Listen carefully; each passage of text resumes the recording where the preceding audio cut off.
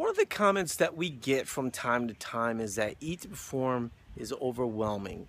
And I think, firstly, I'd like to say to you guys that the whole system is set up. So you have coaches in place and you're able to use those coaches. The books and stuff, those are really manuals that you can rely on to look at for pieces of information. But in general, you can start second one, talking to coaches, getting your plan, and working that process.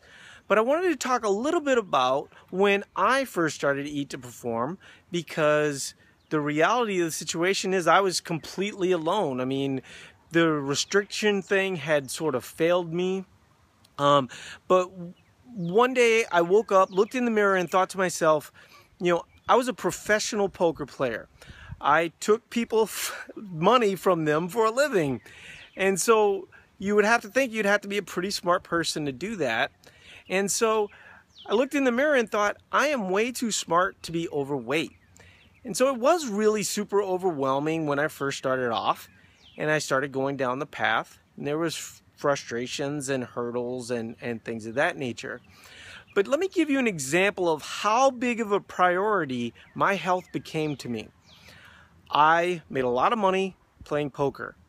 I quit playing poker because poker was part of the problem. Poker did not give me the type of lifestyle that ultimately was beneficial as it relates to my health and fitness. And so when you have something that you derive your income from and you decide, I'm going to give that up with nothing to replace it, that's when you've really made a commitment. And so I think one of the problems that we have with people is that they're kind of interested, right? Well, you need to move from interested to committed, and when you do that, that seed change really changes everything. And I think that's ultimately going to be the thing that makes the biggest difference for you guys. So I hope this helps. And if you have any questions, just hit me up on Facebook and we can kind of go from there.